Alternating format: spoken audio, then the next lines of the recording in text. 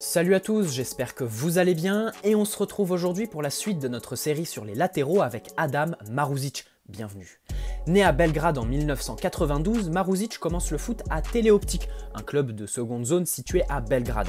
Il fait ses débuts en tant que professionnel avec le FK Voždovac Belgrade en 2010. En 2014, le club belge de Courtrai le recrute pour 450 000 €.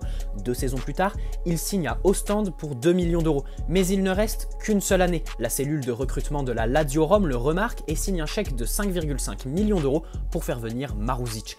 Il arrive à la Lazio en tant qu'ailier droit, mais dans le 3-5-1-1 de Simone Inzaghi, Maruzic doit descendre d'un cran pour évoluer en tant que milieu ou piston droit comme vous voulez.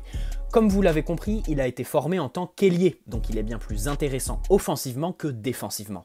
Dans le système de la Lazio, son rôle est très clair au niveau de son placement. Il doit coller la ligne pour étirer son bloc et celui de l'adversaire en proposant des solutions dans son couloir, et on peut dire qu'il le fait très bien.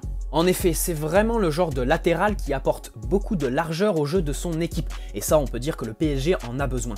Avec le ballon, ce n'est pas un grand dribbleur, il n'a pas la justesse technique nécessaire pour pouvoir résister à la densité et l'intensité que l'adversaire peut mettre en faisant glisser son bloc vers le ballon. Par contre, il sait distribuer dans des zones assez vastes, que ce soit par des centres ou des passes en profondeur. Maruzic est tout à fait capable de chercher et trouver un partenaire à partir du moment où il y a de l'espace devant lui.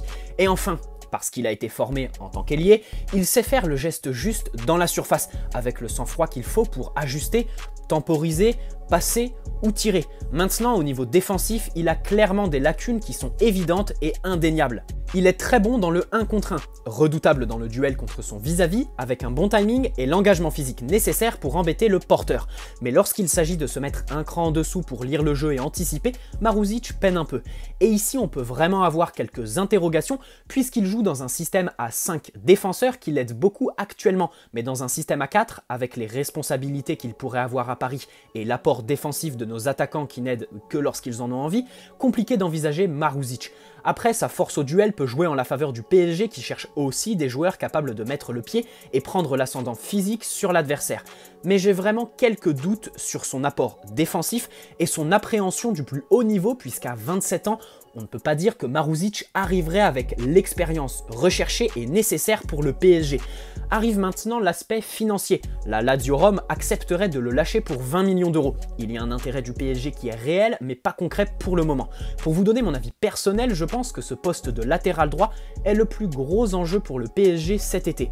En effet, si on peut penser à un milieu de terrain, à un arrière gauche ou un défenseur central pour remplacer Thiago Silva, le latéral droit est le poste où le PSG est clairement défaillant. Et recruter une valeur sûre à ce poste est pour moi la première des priorités pour cet été.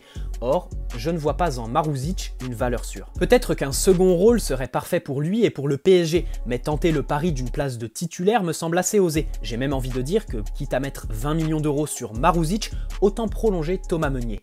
Le PSG a besoin d'un latéral qui offre de très grandes garanties défensivement. Maruzic ne peut pas les offrir et pour 20 millions d'euros, Paris ne réalisera sûrement pas le plus grand des coups pour se renforcer considérablement. Voilà, j'espère que cette vidéo vous aura plu et vous aura permis d'en savoir un peu plus sur Maruzic, qui n'est pas le latéral dont on parle le plus. N'hésitez pas à poser un like, vous abonner si ce n'est pas déjà fait et me donner vos avis sur Maruzic et ce style de vidéo plus courte et très synthétique dans l'espace commentaire. Bonne soirée à tous, prenez soin de vous et de vos proches, allez Paris, ciao!